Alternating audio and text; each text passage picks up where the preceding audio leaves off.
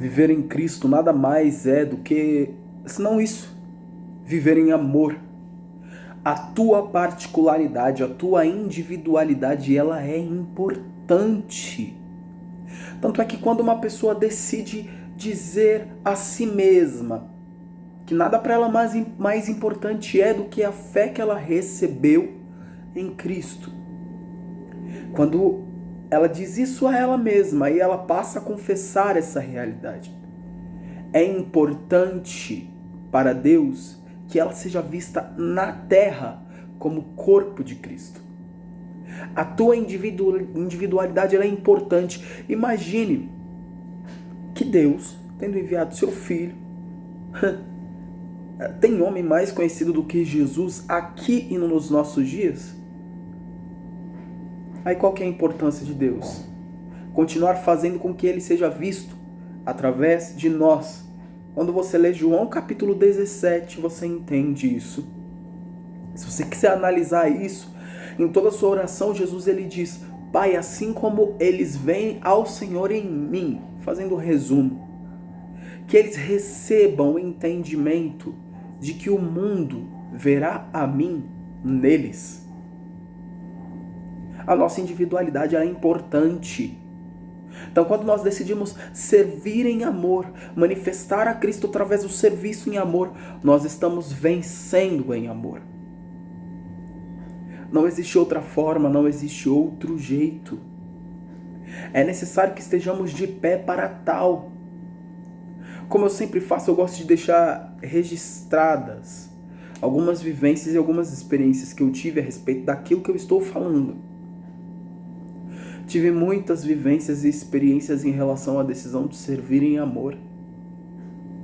Vou contar uma experiência muito simples, uma das bem básicas. Eu e meu esposo estávamos no Parque do Ibirapuera. E naquele período, porque eu tenho um exercício para a minha vida, eu sempre busco entender o tempo em que eu estou, o tempo que eu estou vivendo, os lugares nos quais eu estou inserido, e no que tudo isso eu posso fazer o meu melhor.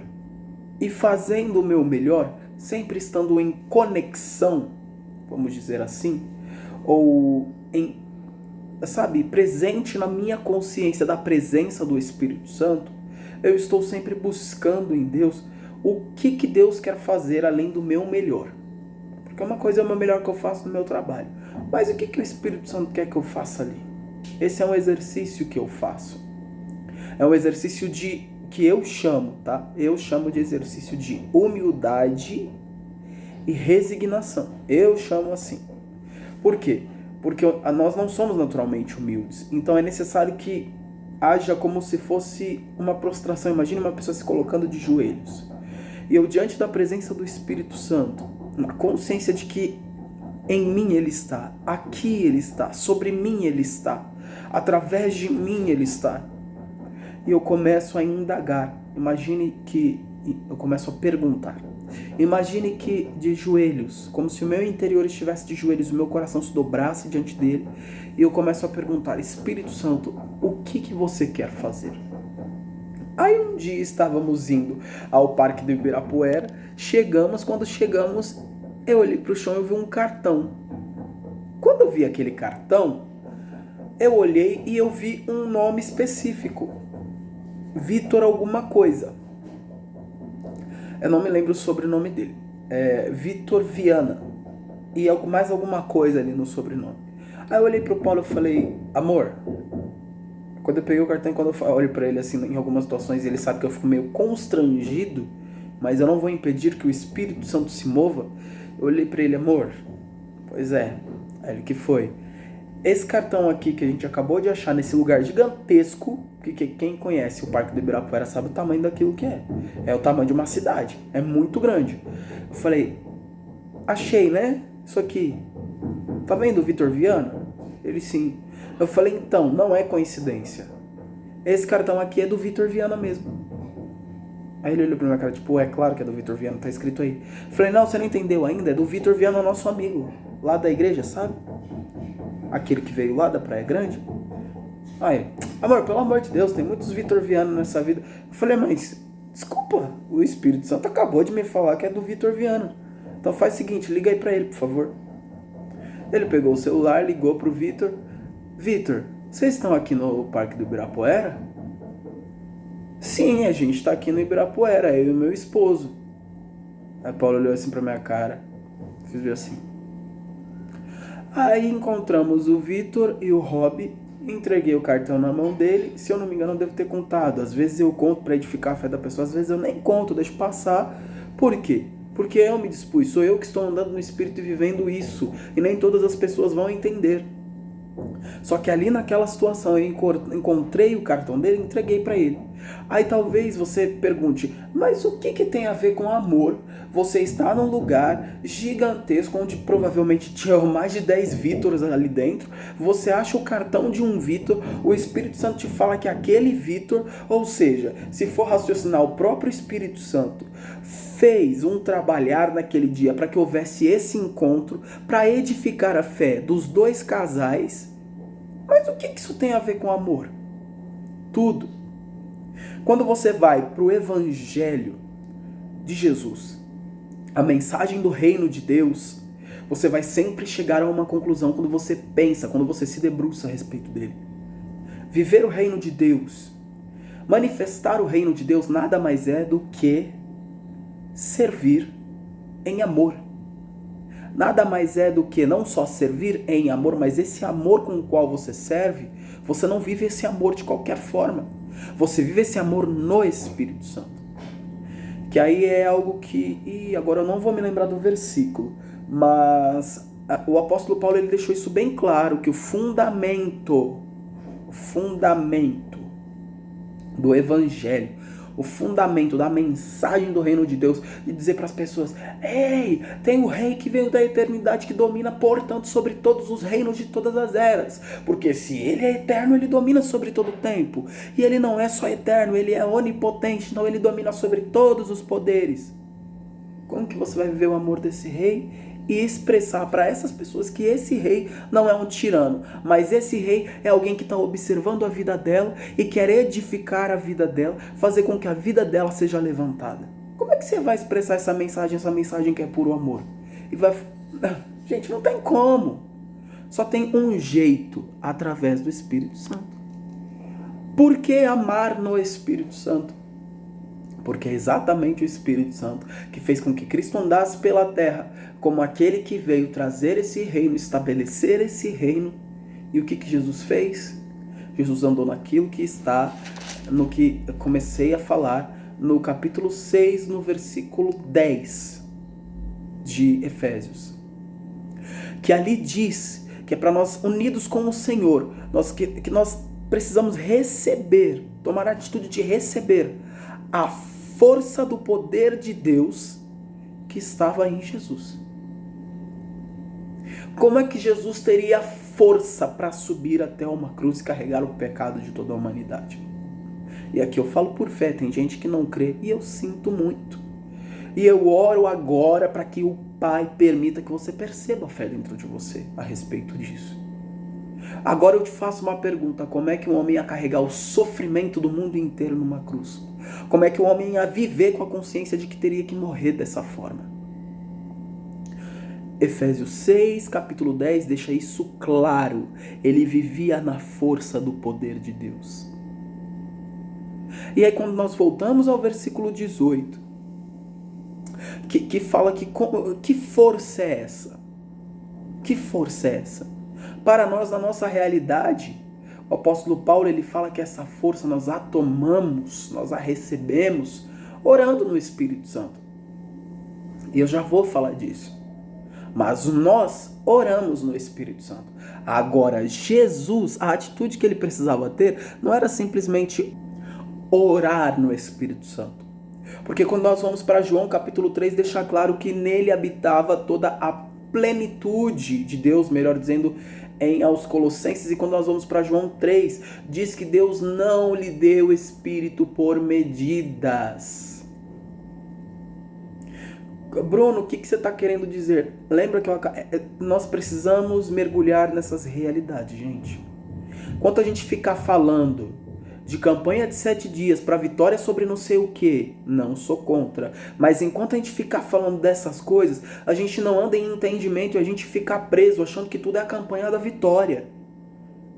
E as coisas não são assim. Jesus ele não andava fazendo 7 dias de campanha da vitória. Ele não chamava os enfermos e falava, ó, vem aqui, vamos fazer 3 semanas de sexta-feira da cura dos enfermos. Não, as pessoas se aproximavam, eram curadas e voltavam para suas casas. Ou voltavam para suas famílias. Curadas. Saradas. Jesus não tinha tempo e ele não tinha como viver uma medida do Espírito. O Espírito Santo. Ele precisava trazer a realidade do céu para a terra. E no céu não existe enfermidade, mas aqui na terra existe. Tanto é que eu tô com uma que todo mundo praticamente tem na vida, se manifesta em algumas vezes na nossa vida. Eu tô gripado. Só que Jesus, ele veio trazer a saúde do céu para a terra. E quando você traz algo do céu para a terra, não tem como você chamar aqui na terra do mesmo nome que é no céu. Então a saúde desce do céu sobre o enfermo como saúde. Só que quando chega à terra nós chamamos de cura, nós chamamos de milagre. Entende? Não existe um movimento contrário, entende? De você pegar um enfermo, taca ele para a dimensão celestial, pronto, desceu curado. Não, precisa trazer a realidade de saúde. Quando essa saúde chega, nós denominamos de outra forma: cura, milagre, restauração. Jesus não tinha tempo de buscar uma medida do Espírito Santo para trazer para um enfermo, depois buscar outra medida do Espírito Santo e trazer para outro enfermo. Deus deu para Jesus o Espírito sem medidas. E eu tenho uma boa notícia para todos nós. Esse mesmo Espírito que estava em Jesus nos foi dado. E aqui em Efésios o apóstolo Paulo falou um dos segredos. Se Jesus andava no Espírito Santo, ou seja, se ele andava na força do poder de Deus, porque quando nós vamos ver a realidade do Espírito Santo citado em toda a história bíblica, uma das definições dele é essa, que ele é o operador da força do poder de Deus. Eu estou com um fogão aqui na minha frente. Se o fogão tivesse sem o botijão, eu posso até pegar um isqueiro que tem fogo e começar a ligar, né, girar um negócio ali que eu não sei o nome, começar a acender o fogo, não tem gás. Como é que vai ter fogo no fogão? Não tem fogo no fogão. Digamos que o fogão sou eu, só que eu preciso ter fogo. E como é que eu vou ter fogo? Preciso de um botijão. Então, como se o botijão fosse a força necessária para que houvesse o poder do fogo no fogão. Assim é a humanidade. Nós precisamos, como se nós fôssemos fogões, nós não temos utilidade nenhuma se não houver o gás, se não houver a substância celestial. E quem traz essa substância celestial é a pessoa do Espírito Santo. Bruno, você está falando que a pessoa do Espírito Santo é o botijão? Gente, misericórdia, se você entende assim, pode ser. Ok? Mas eu compro o meu botijão, Bruno. Eu vou ter que comprar o que o Espírito me dá? Jesus já comprou. Jesus já ligou lá na empresa de gás do céu. Falou assim, ó, tem uma força aí que precisa ser trazida aqui para a terra, porque tem muitas questões acontecendo aqui na terra que elas precisam de uma intervenção do céu. Não tem como ser resolvida aqui não. Eu já comprei. Agora faz o seguinte, deixa que venha. Aí o que o Espírito Santo falou, opa, é comigo mesmo. Se Jesus já comprou, tá aqui. Ou seja, já é teu de direito. Por que você tem medo de guerra? Aí eu volto lá no começo do que eu tava falando. Porque você não se identifica, você não sabe quem você é. Você não sabe que você é um fogão. Digamos assim. Você não sabe que é alguém que depende da força do poder de Deus que é operada pelo Espírito Santo. Quando Jesus andou nesta terra, trazendo realidade apostólica, realidade de que ele tinha sido enviado por Deus, ele não andava na sua própria força. Ele andava no Espírito Santo, que é aquele que opera a força do poder de Deus. Então, se você colocar na ordem certa, aquilo com que eu e com que você precisamos nos preocupar, não é simplesmente com a força do poder de Deus, mas é com aquele que gera essa força em nós, que é a pessoa do Espírito Santo. E quando você vai para todo o contexto bíblico, mas vamos lá, vamos dar texto para que nós possamos começar a absorver. 1 Coríntios capítulo 12, capítulo 13, capítulo 14, falando sobre dons espirituais que são dentro de uma congregação, essa força provinda do poder de Deus, esses dons espirituais, ali eles são relatados no capítulo 12. Depois volta a falar sobre a forma de utilizá-lo naquela congregação, naquela época. Mas por que do capítulo 12 pulou para o capítulo 14? Porque no meio tem o capítulo 13. E o que é que fala no capítulo 13? E é isso que eu digo, que no meio está o capítulo 13. Está o capítulo 13 no qual está contida a informação a respeito de como o Espírito Santo se alegra de fazer com que entre a congregação ou entre aqueles que estão no corpo de Cristo haja a operação da força do poder de Deus, que é através do amor. Eu poderia muito bem utilizar de diversos argumentos que te coloquem debaixo de uma dependência religiosa. Como, por exemplo, dizer, assista o próximo vídeo, que eu vou trazer para vocês a informação, os 3, 4, 5, 6, 7 pontos, para que você ande no Espírito Santo e veja ele operando em você a força do poder de Deus. Gente, isso não é evangelho. O evangelho que Jesus Cristo trouxe deixa muito claro que no reino de Deus não existe diferença, não existe acepção. Não existe acepção. Qual que seria a graça de Jesus vir organizando um jeito, uma forma, uma religião para trazer à nossa realidade a operação dessa força que vem do poder de Deus? Não faz sentido. Aí o apóstolo Paulo, como um dos chamados por Deus para explanar acerca daquilo que Jesus já tinha trazido como revelação, ele deixa bem claro que é por meio do amor. Para ficar visualmente mais fácil para você, pega a Bíblia, abra em 1 Coríntios capítulo 12. Vê lá, fala daquela coisa toda sobrenatural dos dons espirituais. Depois você vai para o 14, não lê o 13. Você vai ver que ainda fala daquela coisa sobrenatural, mas de uma forma que se viva a ponto de ser edificante, que faça bem. Depois você volta para o 13. Aí você vai ver qual que é a citação de Paulo. É o amor. Sempre que você estiver num ambiente que tem uma pessoa vulnerável, tem uma pessoa solitária, em qualquer tipo de condição de vulnerabilidade, e você percebe que surge uma compaixão no seu coração, deixe de ser bobo, deixe de ser boba. Como uma das pessoas que foi um dos mestres na minha vida, uma bispa, que eu não vou citar o nome dela, porque nós temos divergências de pensamentos, eu preciso respeitar o ministério dela, e por eu ser um homem gay, eu, Bruno, não vou citá-la aqui agora. Mas ela, sim, porque pode ser que ela não goste, gente, eu vou respeitar, fazer o quê? Eu também não vou gostar que ela comece a falar as ideologias dela que não tem nada a ver com o evangelho, de acordo com o meu pensamento, e que cite o meu nome. Eu não vou gostar. Mas enfim, essa bispa, ela sempre dizia, não seja bobinho, não seja bobinha. E é verdade, gente, nós não podemos ser bobos.